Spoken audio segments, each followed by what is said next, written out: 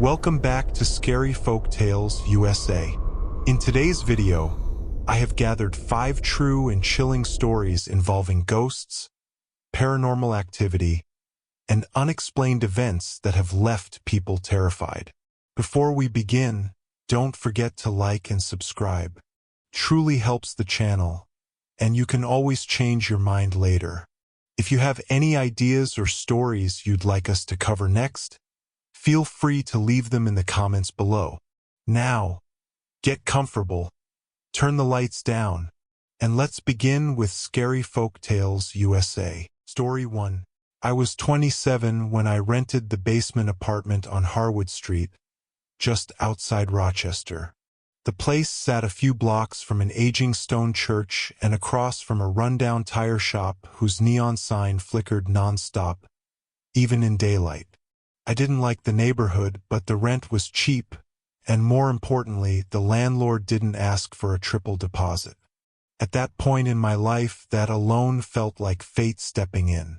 The house itself was an old red brick split level with a front porch that sagged like it had given up decades ago. My unit was underground with a side entrance tucked around the back. First, I liked that part. Felt private, isolated, like I could disappear down there without anyone noticing. There was another door inside, though one I didn't love. It stayed locked at all times and connected my place to the rest of the house. Beyond it was a narrow staircase that led up to the main unit where a guy named Vince lived. We both had our own locks, but the stairs remained, sealed behind that thin, hollow door. A useless passageway that still somehow felt present.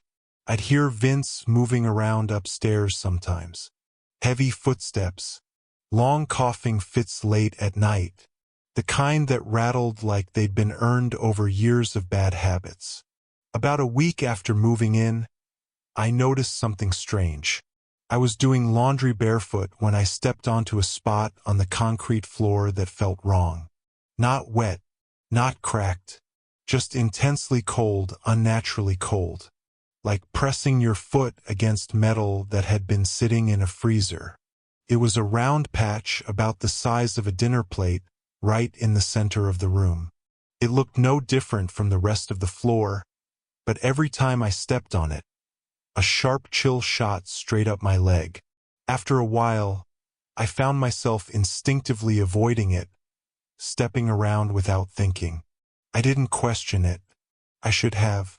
By the time January hit, the cold outside became relentless, and something inside that basement felt like it was waking up. And the colder it got outside, the more that one spot inside seemed to be waiting for me. Rochester winters don't play fair. By mid-January, temperatures dropped into the single digits, and the air had that sharp, dry bite that makes every breath hurt. I kept a small space heater running near my bed just to make sleeping tolerable. Even then, I'd wake up and see my breath fogging the room. The heater worked. The apartment just refused to warm up. The night everything went wrong, I went to bed earlier than usual. I remember falling asleep with my laptop playing something forgettable. Some random show I wasn't even watching. When I woke up, the first thing I noticed wasn't the cold. It was the silence. No hum from the heater. No distant traffic. No footsteps from upstairs. The kind of silence that presses in on you, thick and heavy. I reached over and tried the bedside lamp. Nothing. Flipped the wall switch. Dead. Power outage, I thought. Annoying but manageable. I sat up, suddenly aware of how tight my chest felt. I have asthma, and cold air has always been a trigger. I reached for my inhaler on the corner of my dresser, where it always stayed. My hand touched bare wood. I checked the floor. Behind the lamp, inside the drawer, it was gone. That's when I noticed the window. The small basement window usually let in a faint glow from the porch light outside. Just enough to remind me the world still existed. But that night it was completely black. Not dim, not shadowed, just absent. I leaned closer, squinting, trying to figure out if the bulb outside had burned out. That's when I heard a voice behind me. A man's voice. Calm. Close. You're not breathing. My heart slammed. I spun around. There was no one there, but my chest seized instantly. My throat tightened like invisible hands were closing in. I tried to inhale, but the air wouldn't come. Felt like sucking through a cracked straw. Effort without result. Panic took over. I dropped to my knees, gasping, dragging myself toward my phone across the room. The screen glowed faintly, impossibly far away. My fingers barely responded as my vision narrowed. The floor rushed up toward me. Then nothing. I should have blacked out in my bedroom. So why did I wake up somewhere I had never been? When I came to, the cold was the first thing I felt again. But the floor beneath me wasn't my bedroom carpet. I was lying on the stairs. Those stairs. The locked staircase that led up to Vince's apartment. My head rested against the bottom step, neck twisted at an awkward angle. My phone was clutched in my hand. Unlocked, emergency dial screen glowing faintly. I didn't remember standing up. I didn't remember opening the door. And I definitely didn't remember walking there. My chest still burned like it was packed with sand. Every breath scraped. I blinked, trying to clear the haze. And that's when I saw him. Someone stood at the top of the staircase. It wasn't Vince. This guy looked younger. Mid-30s, maybe. Messy hair. A faded sports hoodie. He stood perfectly still on the landing, half lit by the dim light above. At first, I thought he was staring at me. Then I realized he wasn't.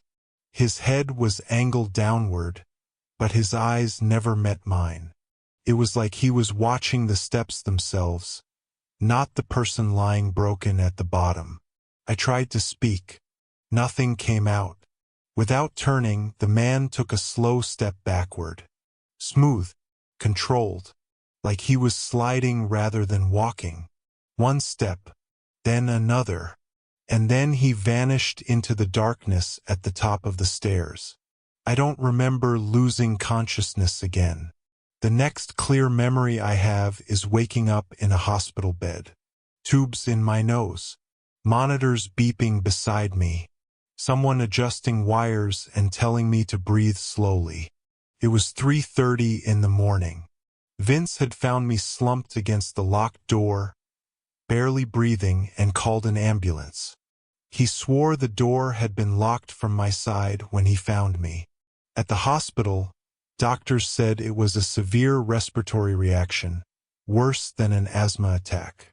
They asked about chemical exposure, insulation, fumes, old building materials. I told them no, but something about that basement filled in the blanks on its own. Because once I learned what used to be sealed beneath that house, the man on the stairs finally made sense. I stayed in the hospital for 2 nights. They pumped me full of medication, ran scans, and warned me that whatever triggered the attack could have killed me if help had come any later. When I was released, the first thing I did wasn't go home. I went back to Harwood Street. I needed answers. Vince didn't seem surprised when I asked about the basement. He hesitated, then told me things the landlord never had.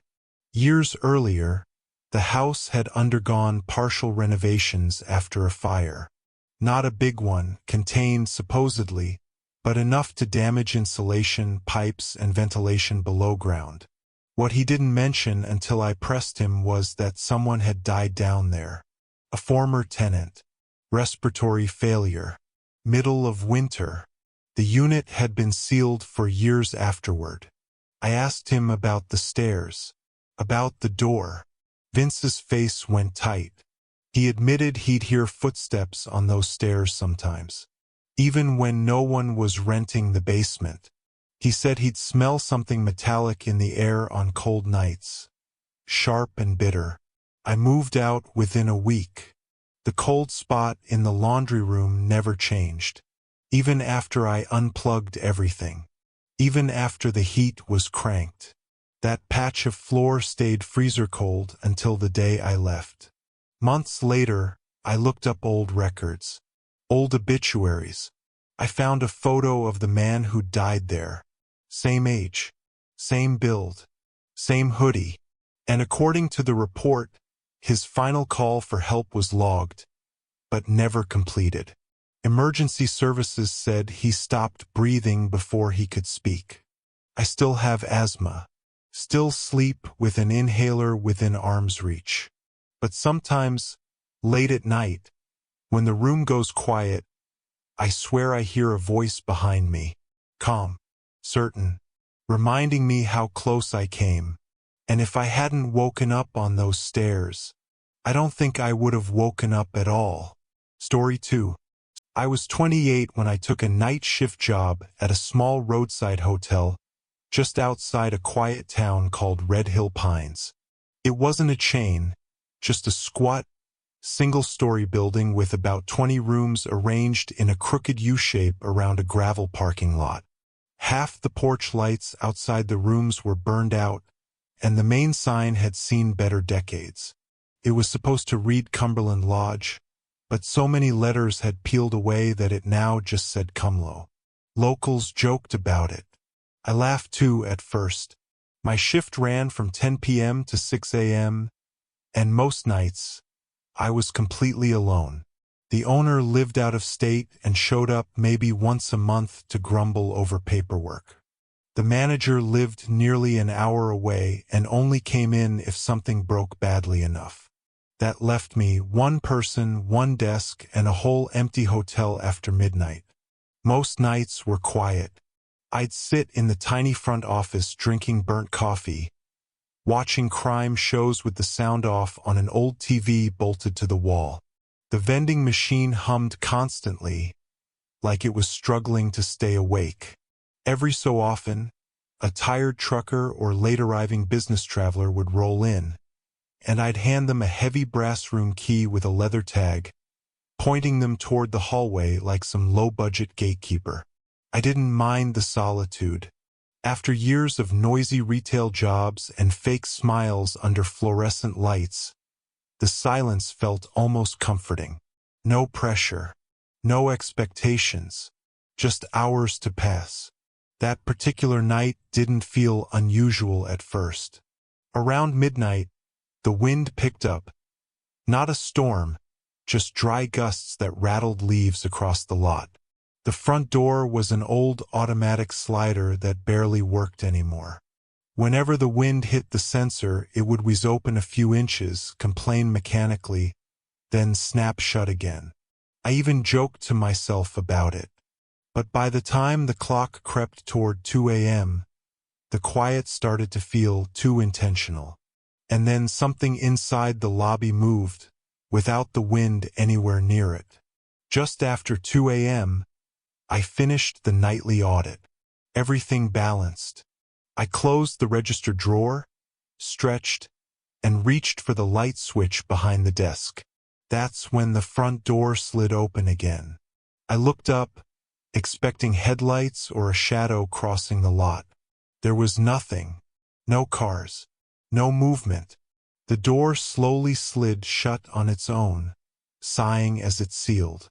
I told myself it was just the wind, but something about the stillness outside made my skin prickle. I walked over and pressed my hand to the glass. The parking lot was empty except for my old Corolla under a flickering security light. No fresh tire tracks. No footprints. Just gravel and silence. Then I heard it, a sharp metallic clunk behind me. I turned quickly. One of the room keys, room 6, was lying on the floor behind the desk, just inches from the pegboard where it normally hung. The hook was still intact. The key hadn't slipped. It had dropped. I picked it up faster than I probably should have and hung it back, trying to convince myself it was nothing. I took one step backward. Another key fell. This time it was room 11. It didn't fall straight down. It bounced, hit the counter, then clattered onto the floor. I didn't touch it. I just stared. The air felt heavy, not cold, charged, like the moment before thunder cracks, or right after someone says something unforgivable. I locked the front door manually and shut off the motion sensor. Then the phone rang. Internal line. Room 4. I froze.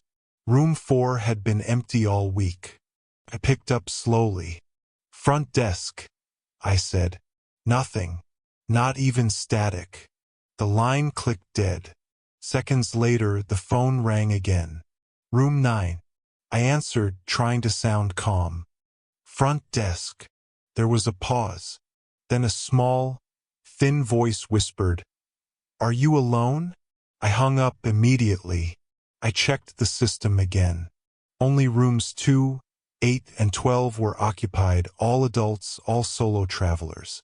That's when I decided to walk the hallway. Because when I turned the corner, one door was open that absolutely shouldn't have been. The hallway looked the same as always, thin brown carpet, buzzing overhead lights, that stale mix of cleaning spray and mildew that never really left. I knocked on room 4. No response. Same with room 9. Then I reached the bend in the hallway. Room 6 door was wide open. Not cracked. Not ajar. Fully open. My heart started pounding as I approached. I leaned in and flipped on the light. The room looked untouched. Bed perfectly made. Remote neatly placed. No luggage. No signs of anyone staying there. But the bathroom light was on. The door was closed. Every instinct screamed at me to back away, but I forced myself forward. "Hello," I called. "Hotel staff." No answer. I turned the knob slowly. The bathroom was empty. Fan humming. Sink dry. No towels disturbed. No fog on the mirror. Just a normal, silent bathroom. I turned off the light, left the room, locked the door, and headed back to the front desk, trying to convince myself I was letting my imagination run wild. That illusion shattered when I saw the counter. 3 keys were lying there. Rooms 4, 9, 6. Their hooks were empty. Before I could react, the front door, still locked, slid open on its own. I turned and saw a little girl standing just outside. She was barefoot. Her hair was tangled like she'd been in the wind for hours. No coat.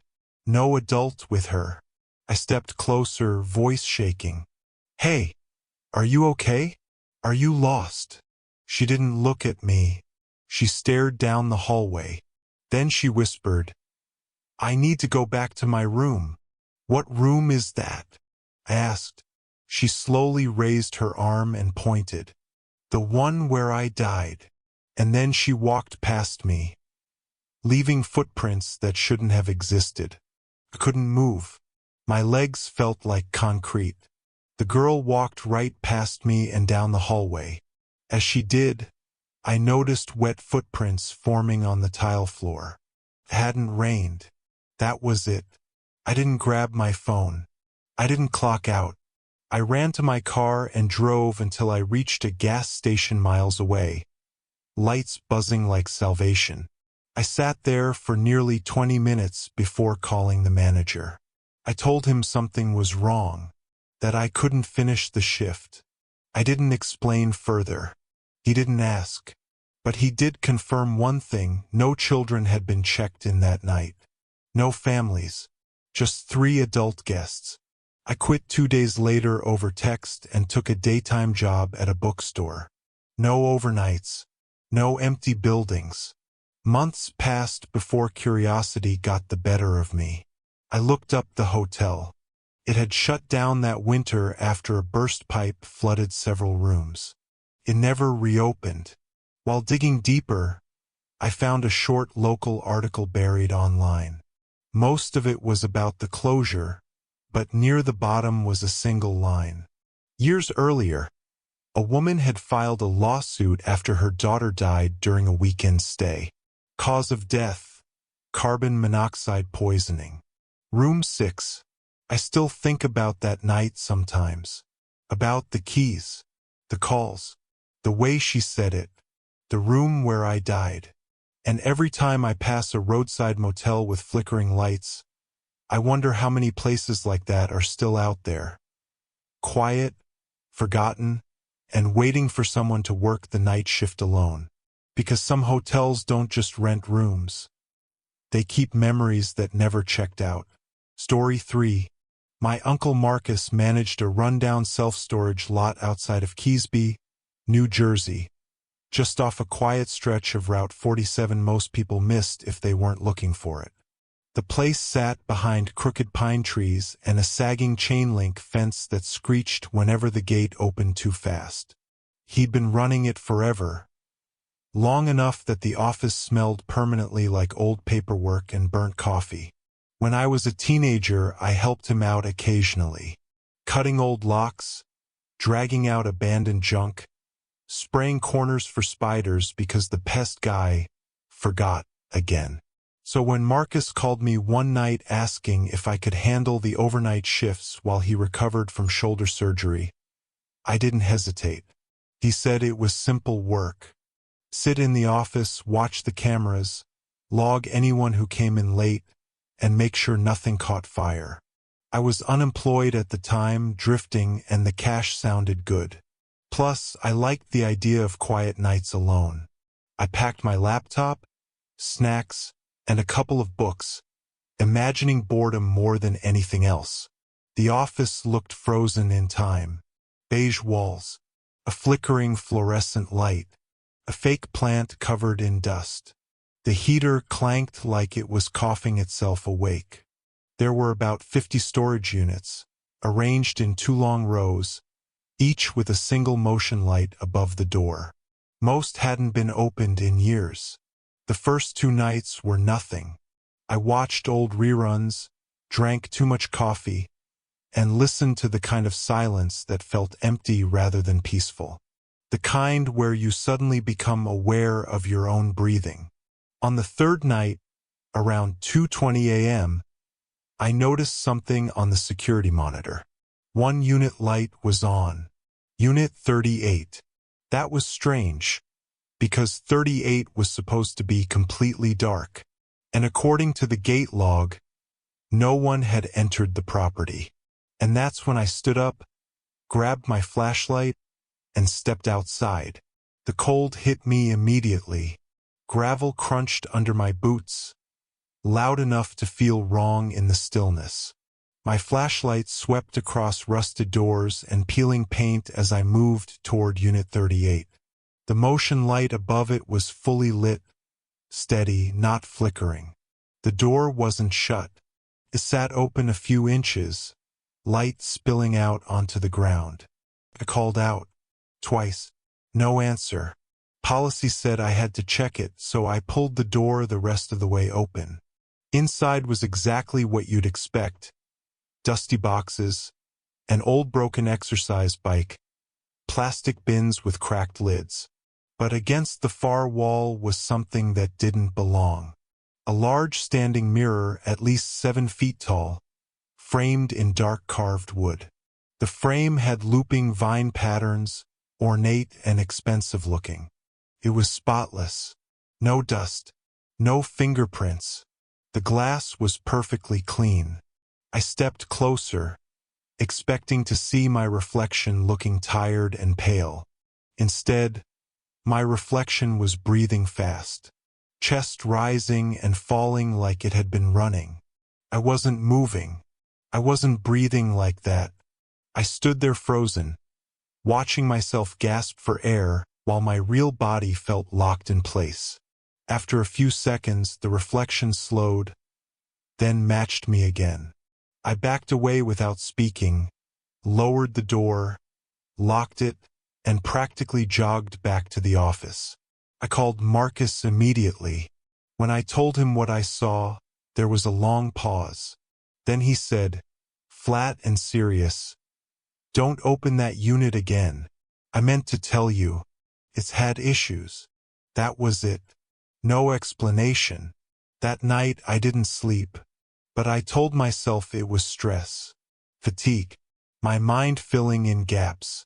I believed that until the next night when the monitor turned on by itself, and Unit 38's door rolled open again. I hadn't turned the monitor on. I was sitting in the dark office, blinds shut, pretending none of it existed. When the screen crackled to life, static buzzing before snapping into focus, my stomach dropped. Unit 38 was open. I stared longer than I should have, arguing with myself. Finally, I grabbed the flashlight and went out again. This time the unit was empty. No mirror, no boxes, nothing but bare concrete walls and cold air. It felt wrong, like walking into a room that had just been abandoned seconds ago. As I turned to leave, I caught movement in the reflection of another unit's metal door. A shape, someone ducking behind me. I spun around. Nothing. I ran back to the office and locked the door, hands shaking. I sat there convincing myself it was paranoia, lack of sleep, anxiety. Then, around 4 a.m., I heard knocking. Not on the door, on the back window. That window faced the lot. I hadn't looked at it all night. Slowly, I pulled the blinds aside.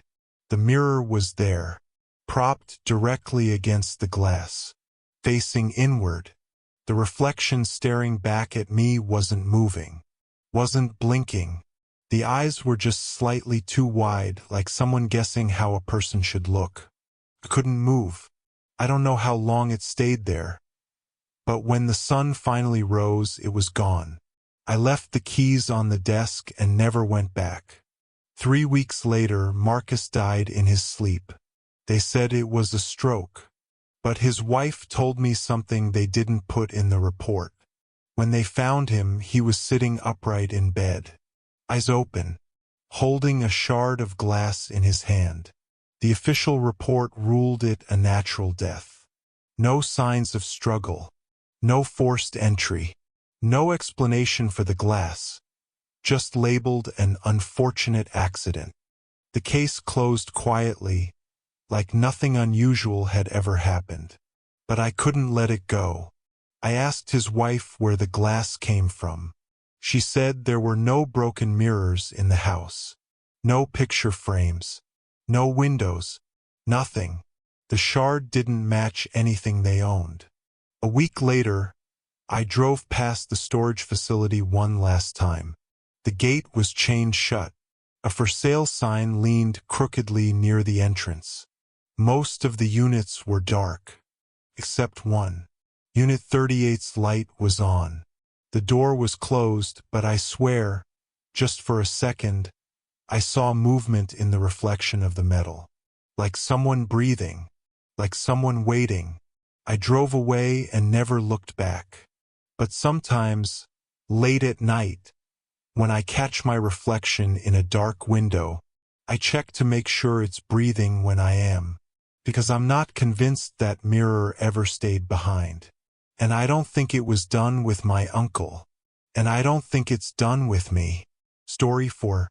At the time, I was working for a regional property cleanup company based in southern Indiana. The work was repetitive but straightforward.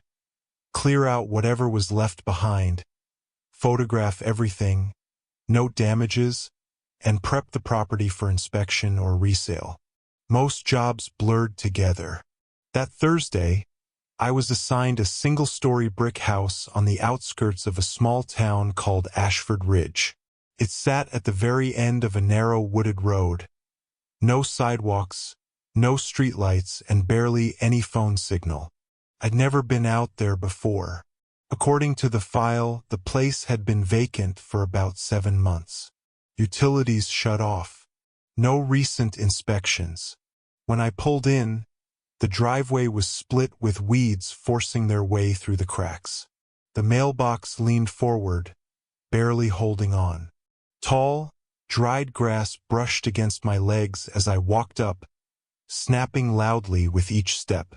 Nothing about the house screamed haunted. It just felt abandoned, forgotten. I grabbed my usual gear: gloves, flashlight, clipboard, pry bar, and headed to the porch. The front door was unlocked. That wasn't unheard of, but the door frame caught my attention. It was slightly twisted, like the house had shifted and never quite corrected itself. Inside, the air felt wrong. Not smelly, just unmoving, heavy. The kind of silence you feel in your chest more than your ears. My footsteps sounded muted, like the house was absorbing them. Most of the furniture was gone. The living room was nearly empty except for several neatly bundled stacks of old newspapers, tied with twine and arranged against the wall. Out of habit, I checked the date on the top one. It was from over 5 years ago. That didn't make sense, but foreclosures are strange. I pushed the thought aside and started documenting the rooms. 2 bedrooms were mostly empty. Minor mold, some debris, standard stuff. Then I opened the 3rd room. It had been converted into a home office. And that's where things started to feel intentional, because every wall was lined with shelves, and every shelf was filled with unlabeled food cans, hundreds of them, arranged with unsettling precision. And sitting on the desk, waiting, was an unplugged rotary phone. And I had the sudden, uncomfortable feeling that this room had been expecting me. The cans bothered me more the longer I looked at them. Every label had been removed cleanly, leaving nothing but dull silver. They were sorted by size, large on one side, smaller ones stacked carefully into triangular shapes. Some had rust rings around the lids. Others looked almost new. On the desk sat an old beige rotary phone, the kind my grandparents used to have. It wasn't connected to anything. No phone jack nearby. No outlet. Just sitting there. Next to it was a thick ledger with a faded cloth cover. Written across the front in black ink was a single word: Hale. No last name. No date. Nothing else. I didn't open it right away. Instead, I checked the closet, moved a few dusty boxes, and took photos of the walls. Everything else felt normal enough. But when I turned back toward the desk, my stomach tightened. The phone receiver was off the hook. I stood there, staring at it, trying to convince myself I'd done it without noticing. I talked to myself on jobs, sometimes short comments, reminders. It helps keep things grounded. So I said out loud, half joking, "All right, very funny." I picked up the receiver. There was a low hum, not static, not silence. A steady vibration, like standing too close to a transformer. The house had no power. I'd verified that before coming in. I placed the receiver back down harder than necessary and stepped into the hallway. That's when I noticed the closet door halfway down the hall. It had been shut earlier. Now it was cracked open, and light was spilling out from inside. A warm, yellow glow. I didn't move at first. There shouldn't have been any light. Slowly, I pushed the door open. Inside was a small utility closet, empty except for a folded lawn chair placed squarely in the center, facing the wall. Written on the wall in thick pencil, uneven and pressed hard into the paint, were the words, "I remember who left." I closed the door carefully and walked away without another sound. And for the first time that day, I stopped pretending this was just another job. Back in the living room, I finally opened the ledger. The first pages were lists, initials, and dates, written neatly. Every entry had a single diagonal line through it, like something crossed off a checklist. Page after page. Then, halfway through, the handwriting changed. The entries became phrases instead of names. Front door checked twice. Kitchen cabinet 12. Bedroom blanket moved. And then the last entry on the final page. See if they notice. I shut the book and carried it to the living room, setting it on top of the box where I'd been collecting smaller items. That's when I noticed the newspapers again. They were no longer stacked. They'd been laid out across the floor in a wide circle, evenly spaced, each bundle angled inward, like spokes on a wheel. I hadn't heard anything move. I hadn't left the room long enough for someone else to do it. And I knew, absolutely knew, they hadn't been like that before. That was enough. I loaded what I had into the truck, tossed the clipboard onto the passenger seat, and reached for my keys. No flashlight. I'd left it inside. Annoyed and tired, I walked back up to the porch. The front door was wide open. I froze. I always close doors. Always. It's muscle memory. Part of the routine. I stepped inside quietly this time and went straight to the office. My flashlight was on the desk. The phone was gone. Then I heard it. A slow, deliberate clicking sound. The unmistakable sound of a rotary dial being turned. One number at a time. Coming from the bedroom across the hall. I didn't want to go, but I did. Step by step, heart steady in a way that felt unnatural, I moved toward the bedroom. The clicking stopped just as I reached the doorway.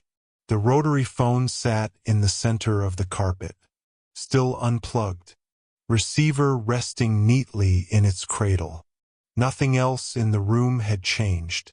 Above the bed, on the window, words had been traced backward through the condensation, as if written from the outside looking in.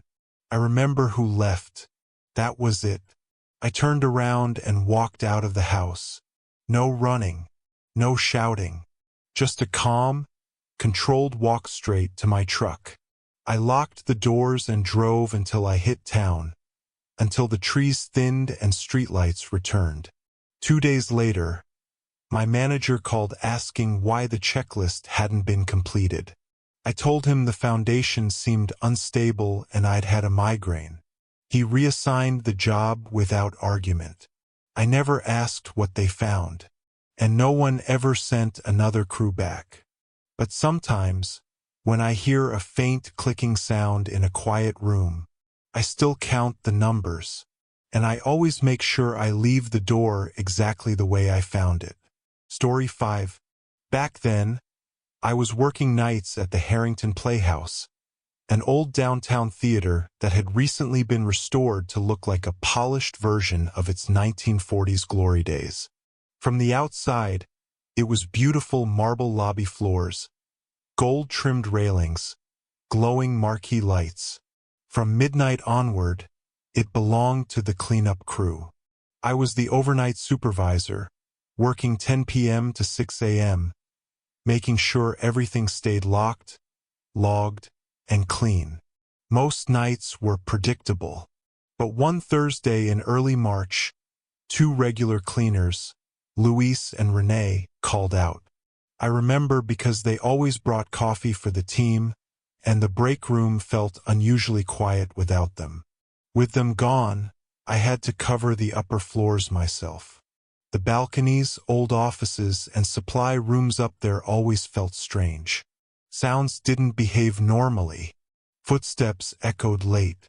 Voices bounced in ways that made you pause mid-step. I'd learned to ignore it.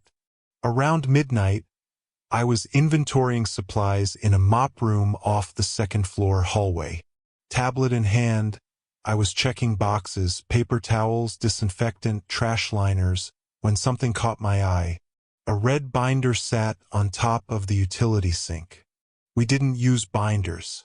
Everything was digital. The binder looked old, edges frayed, slightly warped like it had been handled too much over the years. I couldn't remember ever seeing it there. Curious, I opened it. The first page read, Stage Left Storage Archive. Underneath was a handwritten list, props, cables, lighting equipment. That section of the theater had been sealed off long before I was hired. Management said the stairs were unsafe. No one went down there. I assumed it was an old leftover and decided to secure it. I took it downstairs, locked it inside the front office cabinet, double-locked, and noted the time in my shift log. An hour later, during another sweep, I passed the same mop room. The red binder was back. Same spot, same angle, and the office was still locked. That's when I realized this night wasn't going to stay normal. I didn't try to rationalize it. I just stood there staring at the binder, feeling that familiar tightening in my chest you get when something refuses to make sense. I picked it up again and brought it straight to the front desk. This time, I placed it directly under the security camera, right in the center of the frame. If something moved it, I wanted proof. 15 minutes later, I checked the footage. The binder didn't move. It didn't disappear naturally either. One frame showed it sitting there. The next frame gone. No blur, no motion, no interruption in the video. It was like the footage had skipped over the moment it should have existed. I went back upstairs. The binder was waiting in the mop room again. I didn't touch it. I didn't log it. I didn't even write a note. What would I say? That an object was teleporting? Later that night, I walked the upper hallway to lock the restrooms. As I passed the row of dressing rooms, I noticed a door slightly open near the back staircase. A small metal plaque read, Performer Lounge. That room hadn't been restored yet. As far as I knew, only one key existed, and I had it. I pushed the door open. The air inside was cold in a sharp, unnatural way. Not like air conditioning, like biting into ice. The room was mostly empty. Old vanity mirrors lined one wall, bulbs cracked or missing. Dust coated everything. A stool lay tipped over. A torn dressing screen slumped in the corner. And in the center of the floor, the red binder. This time it was open. The page heading read, Entries. Below it were 5 names. First and last. No dates. No job titles. I recognized only one. Mine. Next to it, written in small block letters, was the word, Filed. I closed the door and left the theater without saying a word to anyone.